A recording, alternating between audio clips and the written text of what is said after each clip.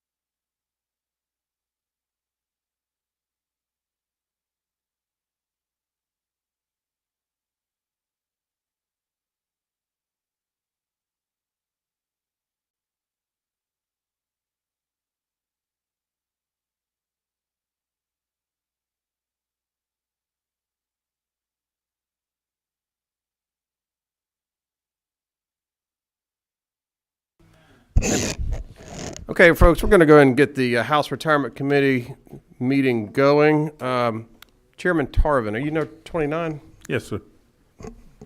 Shall we pray? Heavenly Father, we are thankful to be present here in the state of Georgia, and we pray that we'd look to you for guidance, and all that we do would be pleasing and what's best for the citizens of Georgia. Thank you. Amen.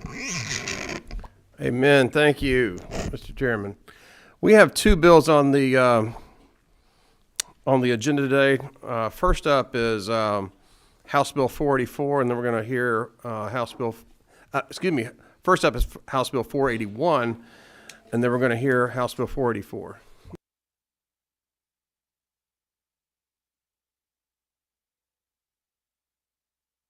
Okay, this is actually a bill that I put together last year. Some of you may have signed on to. It's non-fiscal.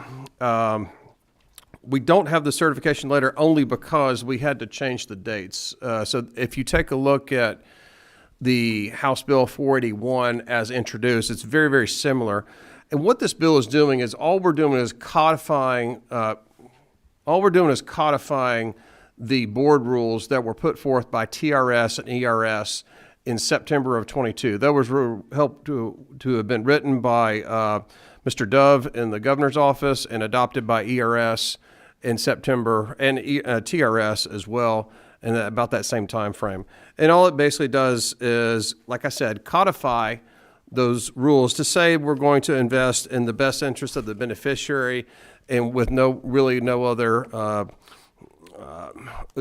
goals in mind except for the best pecuniary or financial interest of the beneficiaries of the two pension plan systems or other state pension systems. That's basically what the bill says. House Budget Research is printing out the ERS investment rules. Thank you, ERS, for providing that last year. We're taking this bill this year. Those copies are coming? They're on their way. This also is very, very similar, if not word for word similar to Senate Bill 266, that passed the Senate last year in March, and it passed on a measure of, I think it was 54 to nothing on a bipartisan basis, even bipartisan going through committee.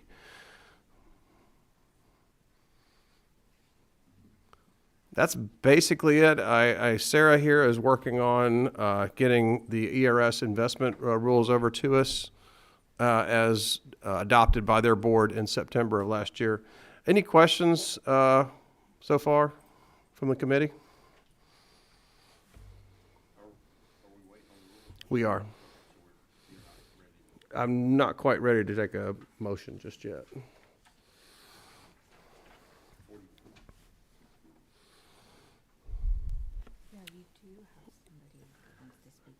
I got, yeah. Well, we'll take that as well. Representative Wilkerson. Thank you, Mr. Chairman. I guess, is there any concern regarding just codifying, I guess, fiduciary responsibilities from anybody in the audience? No concerns at all? If you like, I'm happy to ask ERS to come up and. Yeah, I'm just, I mean, if they're already doing it, I'm just curious why we're codifying it. Is it opening up to any liability? Can somebody sue because you invested in mezzanine debt or something when you shouldn't have? And No, I don't believe so, but it basically codifies in state code the board rules that they have set forth. We do have one speaker. I am going to ask Mr. Potvin just in a minute to come up. We have one more question from the committee. Was that all? That's it. Okay. It wouldn't be a committee without Chairman Martin asking a question. Thank you. You did invite me over, Mr. Chairman. So, no, I just to further Representative Wilkerson's point and question on line 26 of the bill, the highlight point is solely in the interest of the plan participants and beneficiaries. So this is actually, pointing out that they still have to apply by all the statutes we have that gate them on their investment, if there are some, like as the gentleman mentioned, in mezzanine capital. I think we refer to that as alternative investments in the law. All of those things. Yeah. I mean, I'm mixing terms there. Yeah. But all of those things still apply. This just said using those, you got to focus on return, right? Correct. That could be construed an alternative investment, possibly depending on its risk profile. What this is saying, what is this saying? Whether it's income, whether it's equity, whether it's fixed income, whether it's alternative investments or what have you, all of those are leading toward the sole interest of the plan participants. Exactly. And their beneficiaries. Yeah. No other agenda item. Yes. We do have one speaker. I am going to ask Mr. Potvin. Do you mind coming up very quickly? Yeah, come on up. Table or podium, whatever you like.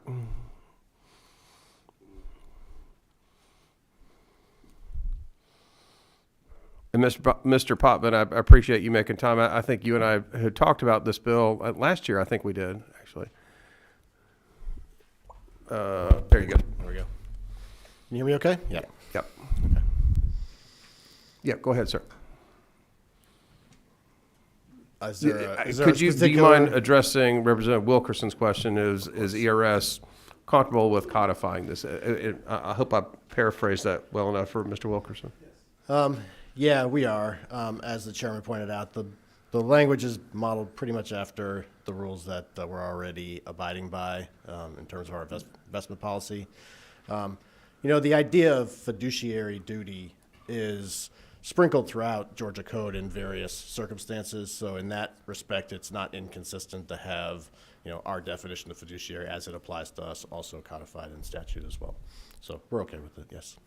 And as a housekeeping item, I believe we're passing out those investment or those plan rules as adopted by the ERS board in 22. And I'm told that these rules are very, very similar to what TRS adopted for their rules as well.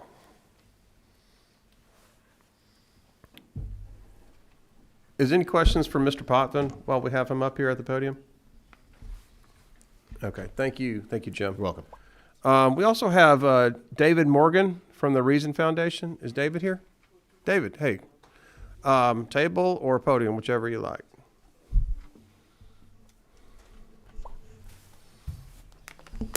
Go ahead, sir. All right, thank you, Mr. Chair.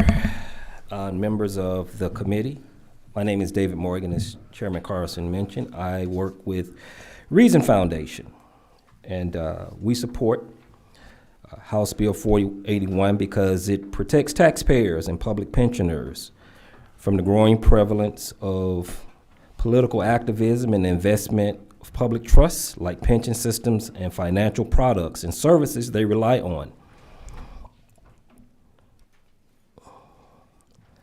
House Bill 481 would help prevent this type of politicization, easy for me to say, of public pension fund investments by providing clear boundaries for public fiduciaries to ensure investment decisions are based on material factors. Public pension systems should invest to maximize returns, so constitutionally protected retirement benefits are delivered at minimal cost to taxpayers and employees. Investments targeted to any other thing should play no role in the process. Finally, implementing the policies included in House Bill 481 would effectively elevate risk analysis and performance to their rightful positions as the sole factors in fiduciary decision-making processes. Thank you again, Mr. Chair, for the opportunity to speak today. Thank you, Mr. Morgan. If you could, we have a question, if you have a minute. Representative Wilkerson. Thank you, Mr. Chairman. Your testimony sparked a question in me. If the legislature, and it may not be for you, if the legislature decided that we did not want our public pensions investing in a certain entity or country, but that was the best return for the plan participants, would they be required to invest in that country despite what the legislature has directed them not to? And I'm looking at two people. Based on your testimony, because I get where you're going there, because on the other side, you may have people that say we don't want to invest in chemical companies or gas companies or whatever it may be. But are we limited in our investment options if we are focused solely on the plan participants as defined by the benefit plan? Well, ultimately, what the legislature determines is the plan of action that will be taken. So with that, do we need to define, as long as it applies to state law, whatever like that? Because there's nothing stopping you from investing in those. It's just the state law says you can't. Representative Wilkes, I think we have legislative counsel prepared to answer that question, as well as possibly Mr. Potman. I don't want to definitely say he's here to do that. Lead counsel? I just don't think it could be in the fiduciary duty of plan participants to make an illegal investment. Does that make sense? If the investment is deemed improper under state law to make, then it can't be in the fiduciary duty of the individuals to make that investment. Because it would endanger potentially the soundness of those investments. Okay. Does All right. that answer your question? Yeah. Okay. Mr. Potman, did you want to speak further to that? My response is similar to Ledge Council's. Obviously, we will seek to follow all rules, regulations, laws that apply federal and state in the administration of our systems and the investment of our systems. So, we already have, as was pointed out before, we already have guardrails, right? I may think personally, I do not, but I may think personally that our best course of action would be to be 100% invested in stocks. Well, that doesn't matter because that is contrary to state law. So my fiduciary duty as an investor would be to stay within the boundaries of state law. And that would be the case here too. So as long as the so-called illegal investment was codified in state law as desired by the General Assembly and Governor, then we would follow that. And we would not feel that we were contrary to our fiduciary responsibilities. Okay. Any further questions? We have a certification letter on the prior sub, on the prior dates. The former sub had effective dates on line 62 of 2023 and line 57 for 2023. We've just updated those dates to be 2024 in this. That's the only change. So I'm happy to entertain a motion. However, we will be able to report it out after we get that certification letter. Does that make sense? Yeah. Okay. Chairman Martin. Yeah, Chairman Martin. If you're ready, Mr. Chairman, I would had another one that went out and then came back on, number 28. Okay. I would move due pass, and ask the chair to report it out according to the way you just said with the proper paperwork. I have a due pass from Chairman Martin. Second from Chairman Williams, Noel Williams. Any further discussion? All in favor say aye. Aye. Any opposed? Thank you very much. Unanimous. Okay. This one.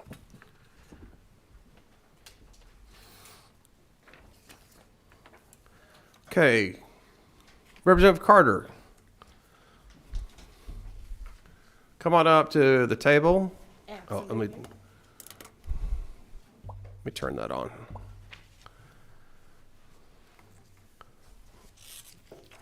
So if I could just preface it for the committee, what we're doing is we're hearing House Bill 484.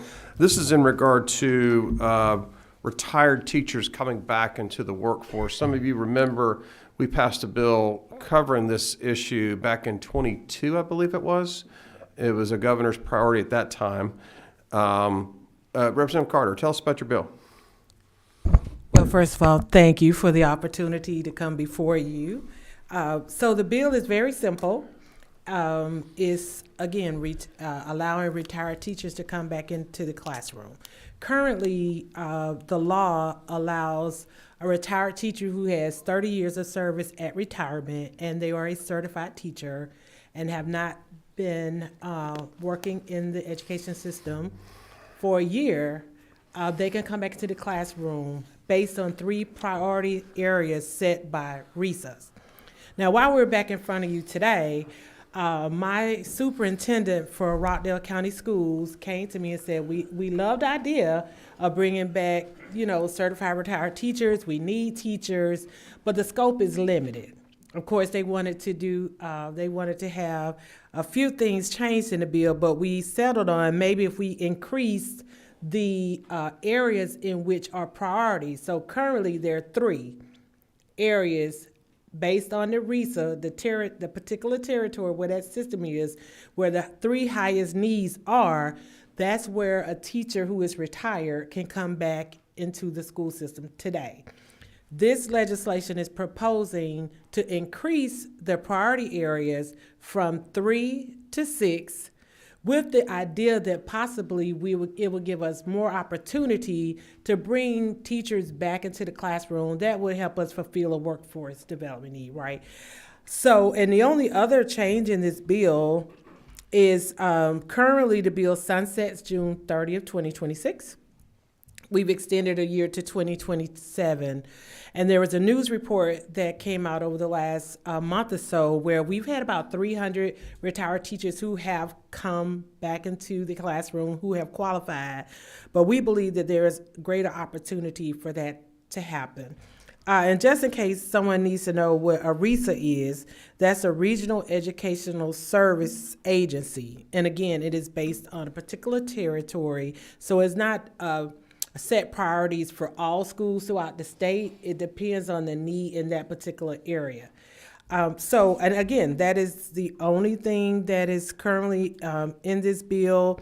As salaries, there's the retiree's salary will be restricted based on a compensation that they earned at retirement or the average salary used for retired benefits. And they won't be able to accrue additional retired benefits. It's just that they'll, whatever they have, but it will allow them to come back to the classroom. Again, more opportunity to fill the needs to help educate our kids. Very simple, 3 to 6.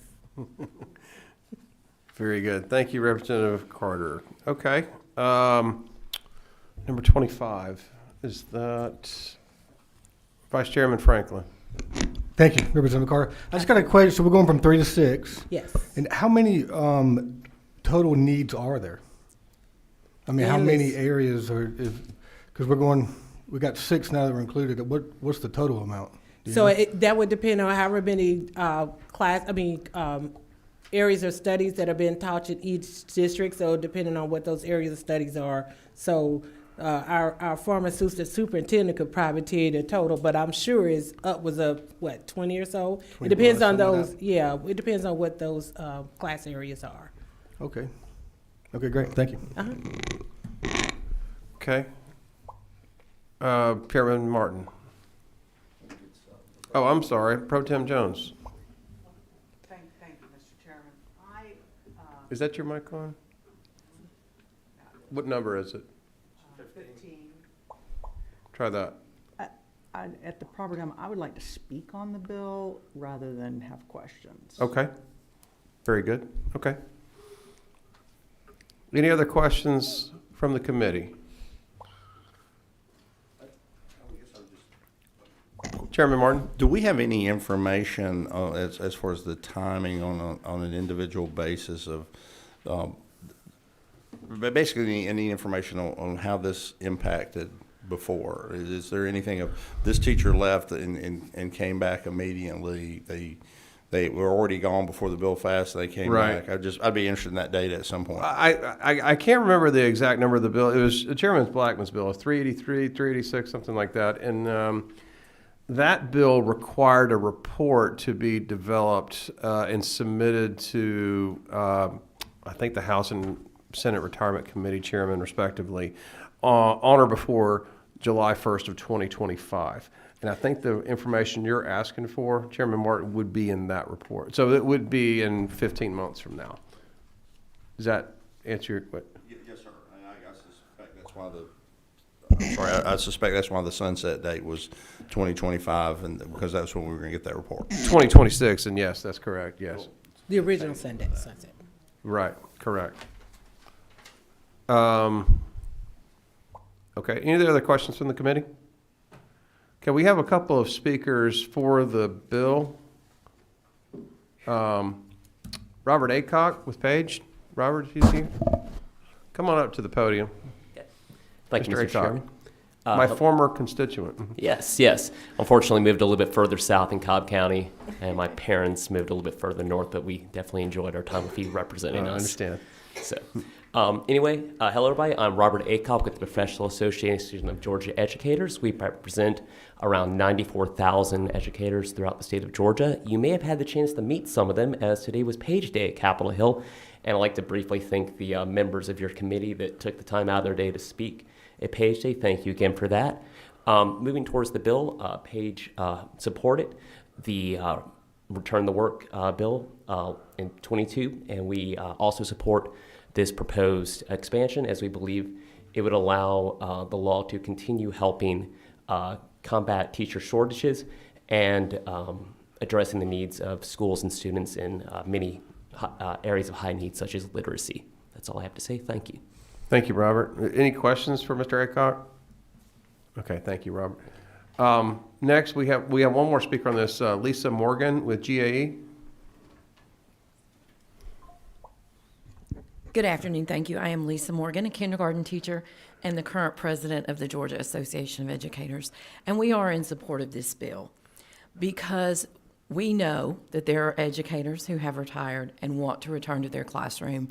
And the best situation for our students is to have a competent, qualified, caring, certified educator in front of them each day. I personally know 2 educators who have taken advantage of this.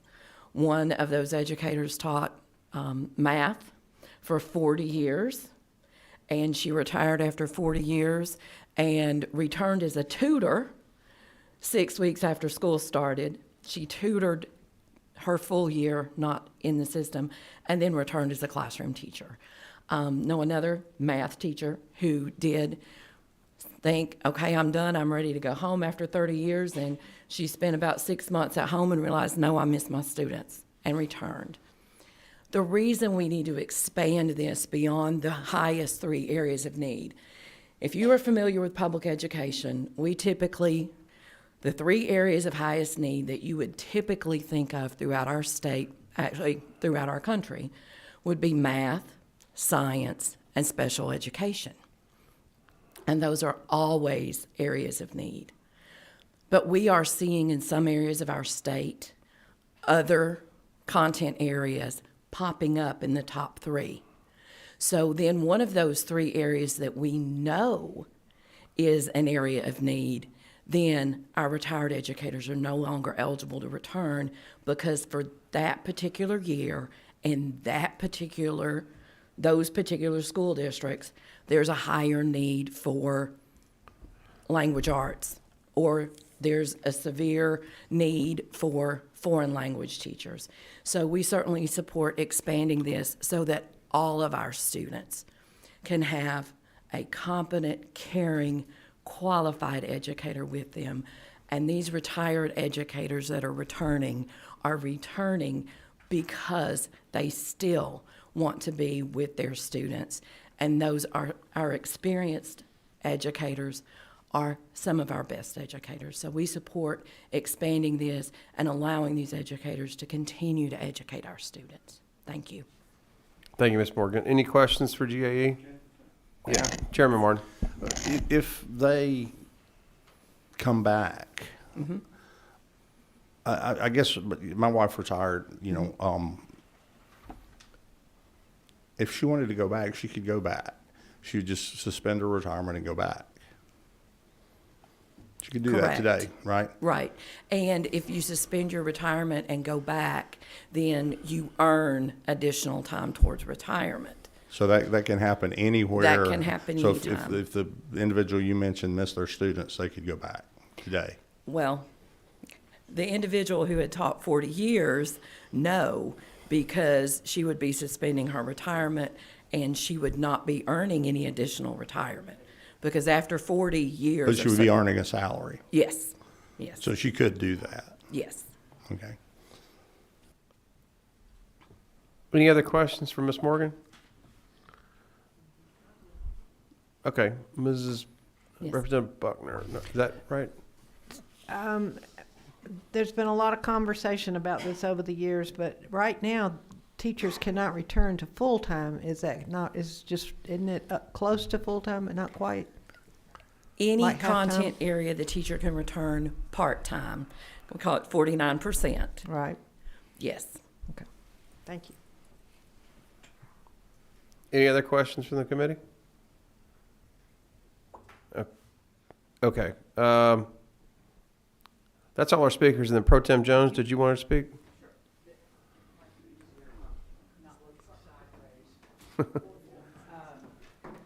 I wanted to provide a little context to the I'm sorry. One question Yeah. popped up very quickly. Yeah. Chairman Irwin?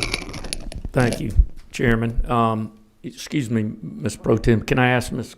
Carter a question? Go ahead. I'm looking at content areas, 6 content areas. Is there any class that we teach that would not be in this, that one system could choose? So if you took a retired teacher, I'm saying out of any subject matter. It's going to be contingent upon. Go ahead. Oh, I'm sorry. So the 6 areas would be set by the RESA, the districts in that particular area. Only the top 6. So if someone taught football, I'm just saying, right? And it was not the top 6 and they were retired and wanted to come back, they would not qualify. So it would have to be in the top 6 priority areas in that particular RESA district.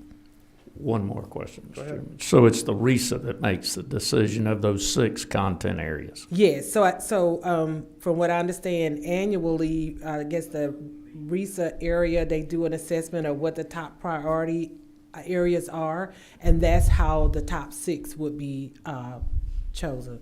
But, I'm open to amending it to make sure that we get the right folk in the classrooms. Thank you. Thank you, Chairman Irwin. Pro Tem Jones. Thank you. Pro Tem Jones. I wanted to provide a little context because when this bill first came up, and it did get modified, and I supported trying it for 3 years, I received a phone call from former Education Chair Brooks Coleman, and we discussed this had been tried before in Georgia, and it is using your retirement as a tool, a very generous retirement system, one of the most generous in the country, is a very expensive tool as opposed to just paying people more. And so oftentimes folks like to use retirement because it's hidden. You don't actually have to account for the real costs of that.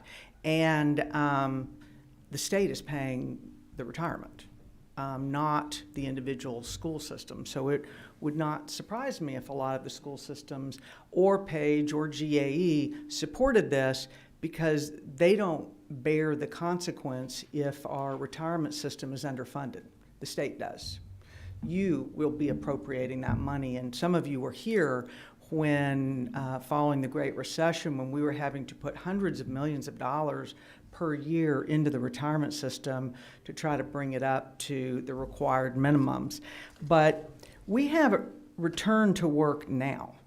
It just happens to be 50%, but I want to run the math for you. So if a teacher retires today and misses teaching, wants to go back and teach, I'm going to say she just for purposes, so I'll say he can go back to work now and work 49%. What he will take home before taxes would be 60, if he worked 30 years, 60% of his former salary plus 50% of the salary he was making. The year after he retired, he's making 110% of what he made the previous year and working half-time. That's a pretty good deal. There's a reason why very, very few states allow a full-time return to work and take your retirement, because it introduces a lot of risk and not a lot of certainty. The risk is that a lot of teachers reach 30 years of work well before their, say, Social Security age. So some of them may plan to work additional years because they need to work more years. Maybe their spouse hasn't retired, they're years away from getting Social Security, and so they plan to work anyway. What this does is allow them to leave work. Say this year they were making 100% of their salary. Next year, they have to take a year off. Well, they're not really have to take a year off. They could work half-time, make 110% of what they made this year, next year, and the third year when they return to work, they make 170% of what they were making. So it's a really, really good deal, but what you don't know, and I don't even know that a study could show, is how many teachers that so-called came back, weren't planning to continue to work full-time, making 100% of their salary, waiting to start earning their retirement, versus with this in place, and even if we expanded it even further, how many of them were actually planning to retire? We don't know. I have asked the retirement folks to get us information on this extremely limited information that we have, because we only have really one full year, is how long were those teachers retired? Were they retired precisely the 1 year? In which case they could have worked half-time, making more than they were making the previous year, or how many of them were actually retired 2, 3, 4 years, so that I would say, well, that was a return to work teacher. I think this is a very risky proposition to even consider ever expanding. What happened previously when Georgia put this in place is we had, the reason it's by RESA now is so that you don't have individual schools or, gosh forbid, individual principals or superintendents rewarding certain people to make all of a sudden 170%. And it's 170 because it's 100% of their previous salary, 60% of their retirement, and then they don't have to pay in the 10% that they were having to pay into their retirement. So it's 170%. Oh, and by the way, when someone says to you, they're giving up those years of earning the extra 2% of their salary to go towards their retirement, they're better off because they get the 3% COLA. So a 3% COLA is better any day of the year, any day of the week, than a 2% increment on what you would have earned. So I just think it's very important to look at the facts and consider the risks. And if we want to encourage teachers to come back, let's just pay them more. Let them suspend their retirement if they want to, and literally pay them more out of your budget. That's why school boards levy school board taxes, why they levy school taxes. We have school boards throughout the state who've never had higher reserves in the history of the state. Higher property tax digest so high that today we allowed school systems who earn equalization to roll back their millage rate because the property tax digest is worth so much. And as you consider this measure or future measures that will come before you, do the math first, and then consider how can we determine if those teachers that we are returning back to work really didn't just retire early and start drawing on the retirement. That's the risk, is they start pulling out their retirement 5 years, 6 years earlier than they would have, thereby undermining our teachers' retirement system. And that's all I wanted to say, Mr. Chairman, but I'm happy to entertain any questions. So if I could, I like to dig into the numbers. So year one, let's say a superintendent's making $100,000. Or a teacher, right? Oh, well, that's right. A teacher. superintendent wouldn't come back. Let's say, just to make the numbers round, they're at 100% of their salary in year one. In year two, they choose to retire, therefore they're drawing 60%, but they make something because they're working part-time, so they make 50%. half of what they were going to make. And then year three, what was that number? So year two, they get the 3% COLA on their retirement. So they're still retired technically in They're year retired. three. They earn 50% of their salary, so that's 110%. So 60% retirement pay, 50% Right. for Working half-time. Okay. Okay. And then year three, they earn 100% of their salary, Because they're working.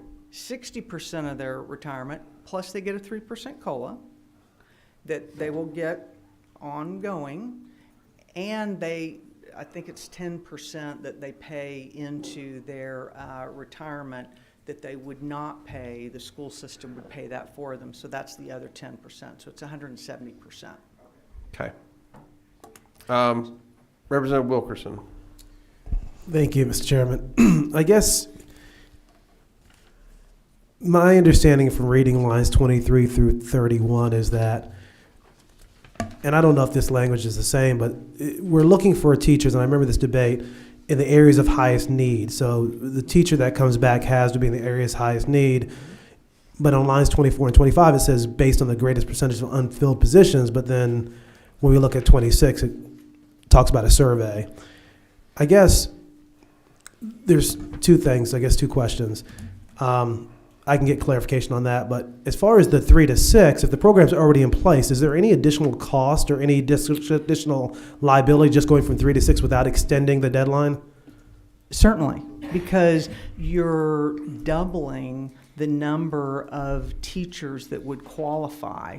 I say doubling, depends on the areas, but you're potentially doubling the number of teachers that would qualify for this, each of whom might begin to draw on their retirement earlier than they would have. We don't know. I don't know if any of those teachers actually, we don't have the data yet, but I don't know if any of them had been retired for years, had they planned to work for a few more years, but because all of a sudden they're going to make 170% of what they were making previously, they decide, well, heck, I'll just go ahead and retire early. I don't know if I end up with one net additional teacher, or am I just paying teachers extra and having them draw out of the retirement plan early? We don't know. And I don't actually know if a study can show that, because I can't know what's in an individual teacher's heart. Was she going to work longer? Unless, now maybe if I discuss this with the representative, the bill author, that, you know, perhaps if you made it that you had to be retired a few years, I might have a better idea that you really had intended to retire. But if most of them, it's, you know, to the day, 1 year later, for all I know, every one of them were still going to be teaching. Okay, Not one follow-up, retired. just real quick. Please. So if right now it's 3, but that's based on the RISA, to provide greater flexibility, would there be a possibility of capping it at 3 out of the top 6 so that you can provide that flexibility? So the 6 areas, I may not need science, but I need math, and math is 5, but that's where my greatest need is, because I've got a lot of students that are coming up through that pathway. I mean, if we just cap it that way. Any additional flexibility means more people qualify. So it definitely increases the risk of pulling out of the retirement system early. And the reason we went with RISAs as opposed to individual schools is because we have experience with this. I think it was before me, the legislature passed something similar, very broad, very open, and what they found was the retirement systems pretty quickly started having much greater drain out of it, because, I mean, you know, people figure this out. It's a lot better to make 170% of what you were making than 100%. So teachers retired early, and, you know, the coach who was making 100% of what he was making last year, a year later, was making 170%. So he retired. But remember, too, he also compounded as getting that COLA earlier, the 3% COLA versus the 2% increase in the value that you get for every additional year for working. So you're not giving, there's nothing to give up here in this, the way we have it now. But I think it would be prudent to, at the very least, ask those hard questions. How long were the 300 teachers that are taking advantage of it now, how long were they retired? And really try to look at what are the potential downsides, because the last thing I think anyone here on this committee wants to do is undermine the integrity and the strength of our teachers' retirement system. And I think that is the risk you run with an enhanced return to work. We have return to work now. This is an enhanced return to work plan that uses the retirement system as the tool versus just straight up paying somebody more. Next, I had Chairman Martin asking a question. Madam Pro Tem, I think you answered my question in your remarks there. The point of the 3% COLA that seems to go retire, if one retires at 60% and has the 3% COLA, then the next year one would get 61.8. I mean, 3% of 60 is 1.8, which is about very close to the 2% you would get had you stayed around. So my question is this. The report that we're looking to get may provide us that information. But what I would be interested in is we do know the 300 individuals that are there now, and I would think before that comprehensive report's done, back to my question originally, Mr. Chairman, I think it would be really easy to aggregate the data of the 300 people that are doing this, when they retired full-time and when they went back. I mean, that's all we have to know. We don't have to know what subject they taught or anything. Right. I'm just really curious if the Pro Tem's concern, just how much it is, because you're a math person. I consider myself sort of a math person, not as good. But I mean, if one graduated from college at 21 and then 30 years later you're at 51 and you couldn't get to Social Security or that, but you retired, you would be silly to continue to work when you could do this and go back and do it for. Right. Just the math doesn't work. And I had never really thought about it, but that's why so many people in the area that we represent, Pro Tem Jones, you see a lot of people come out of the public school systems and go to work for the private schools because they get their full pension through TRS and they're getting a full salary That's right. over there. And I mean, I hesitate to call it that, but I guess it's double dip. I mean, it's a second employer, but yeah, I mean, nobody would stay. Right. It's just something to think about, and what are the questions as a committee you could ask? It can't just be, here's how many teachers took advantage of it. Their teachers are smart, they should, if we set it up, that framework. But the goal of the bill, when we passed it, was to have a net increase in the number of teachers that were teaching. The goal of the bill was not to pay some people a lot more because it was a good deal. And I leave it to the wisdom of the committee in future years to really ask those hard questions and try to figure that out. But just keep in mind, we have one of, if not the most generous teachers' retirement plan in the country. And another question I would encourage y'all to look at is look at other states that do something like this. I've been told it's very, very few, and that's why. Because it is you don't want to unintentionally undermine the retirement system and not measurably increase the number of teachers that are coming back to work. Well, thank you, Mr. Chairman. I just wanted to share that. Okay, thank you. Representative Buckner, did you have a question on the bill? Yes, it really wasn't. I was thinking about RISA using the surveys and saying these are the top 3 areas that we need teachers. So let's say in 2023, the top 3 areas were math and physics and language arts. But let's say the next year they do the survey and they find that it's earth science and social studies and foreign languages. We've got those teachers from 23 that are wanting to teach and fill the gap. That gap may or may not go away even though the rankings changed. Does that make sense? So how do we address that?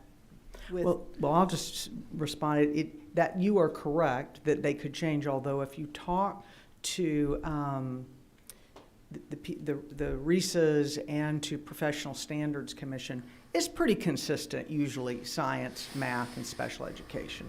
There may occasionally. I mean, I looked at all of them when we were looking at this bill and revising it. Certainly, there will be individuals, but we came up with the RISA to reduce the odds of anyone gaming this to reward someone with 170% of what they were making 2 years earlier, and have it more general, science-driven, not personality or individually driven. And currently, if it changes, and it doesn't change that frequently, but if it changed and the let's say the math teacher, now that dropped to number 4, well, you could say it's not one of the highest needs, so it would go to, let's use that slot for language arts. That's how it is now. And that might be something that after you look at the study, you might want to manipulate, change, accommodate, but I think it's hard to know until you have some data from several years as to how you might want to change it in a careful way. Okay, Chairman Tarman. Yeah, quickly, I thought I understood this 2 years ago, but and I do understand if you go from 3 to 6, it's possible you could be doubling it. But if we meet on this again, could we get some info so people like myself would? I don't know. I never have agreed with the double dipping thing. I never have liked it, but that's my personal opinion. But to say they're making 170%, I'm not sure that's. I'd like to see what they made by staying at home if they never came back. And I'd like to see what they make. Are they making 100%? Are they making the same thing a teacher would have been making if they didn't retire? The retirement's a whole separate issue. What I want to know is how much it costs the system and how much it drains the system. Mm-hmm. And is it if it's not really 100, they get the COLA anyway, don't they? On their retirement. So that's immaterial to to what I need to know. I need to know what it costs the system if somebody retires and stays the 3 years tenure in writing where I can read it. I think I'd that will be appreciate that. part of the report that was stipulated in the bill that we passed 2 years ago, calling for a report that I just mentioned earlier, that's due July 1st of 2025 or shortly Okay. before then. Okay, if somebody could point me to that, I'd appreciate Well, it. like I said, it'll be, I it's thought- coming. Oh, it wasn't in the 2022 bill, it was to be done. It was in the 2022 To- bill, to- I believe, Thank to you. be delivered But it July never was 1st of delivered. 2025. Thank Did you. I say that number, that year correctly? 2025. Chairman Martin. I was just going to, if, please, Chair, just to Chairman Tarbin's inquiry, Chairman Tarbin, I believe you'll find that one of the things that makes it more expensive to hire the teacher back to the state is we have to actually pay the employee retirement portion, theirs and the state. That's where I believe the pro tem's getting that. So assuming they're hired back at the same salary they left at, that's 100%. The 10% extra, and it may actually be more than that. And then the 60% that you retired on, that's where you get the 170, and that would just increase every year. The system's paying both sides. Yes, sir. So the system, and actuarially, isn't it true that you're changing the whole dynamic, because you may have to be somebody retiring 10 years early, so they're coming out of the system and receiving retirement. That's why, Mr. Chairman, I'll direct this to you. I am amazed that this always comes back with no actuarial impact. I mean, but by definition, if it affects the behavior of a single teacher, it has an actuarial impact. So I'd be real interested to get that report. Absolutely. That's all our speakers. Representative Carter, do you want to wrap us up? Yes, absolutely. Yes. You know, I'm an elected official too. I like to be in front of the mic, although I don't do it that often. So let's talk about why we're really here, right? So as you stated, this was a priority of our governor, because what he was attempting to do, I would assume, was to make sure that those vacant positions in our districts that so needed them, that we gave an opportunity and encouragement for teachers to come back into the classroom. There's a study that says that 82% of Georgia's school systems need teachers, right? But I understand what Madam Pro Tem is saying, and I felt concerned and understood that. So I said, well, what can we do? What safeguards can we put in place? But I have a good friend who had retired from Atlanta Public Schools. He and his wife were just enjoying life out in Rockdale County, in Newton County. And this bill passed, right? And he just so happened to retire as a computer science teacher. And Rockdale County needed a computer science teacher. So you got a retired teacher that had no intention of coming back into the classroom. His wife had retired as principal. They was just enjoying life. But he knew that our students needed this. So he took advantage of it. And again, there's only about 300 teachers who have taken advantage of this. The other thing we have to be mindful of, an educator who has decided that they were going to scam the system, I don't know if that's the way they want to scam the system. Because number one, you have to be qualified in the priority area, in the particular RESA area, right, where you're wanting to come back to school. And you're saying, I'm getting ready to give up my freedom to come back into the classroom, and classrooms, as we all know, are very different now. Some may do that, but I think we could think higher of our educators, because they really do a great job. And I think all of us have a teacher or an educator that we could say, had it not been for. And so don't our children deserve that? So scamming the system, double dipping, and if I'm not mistaken, the districts pick up the cost. So part of the cost I think we're concerned about doesn't come from the state. The retirement is going to be what it is. And if these teachers are going to retire, they're going to retire. But they would almost have to say, I am an area. I'm a French teacher. I'm getting real close to retirement. Let me look out into the state of Georgia, see which area has a priority area that needs a French teacher, retire, sit out a year, and come back.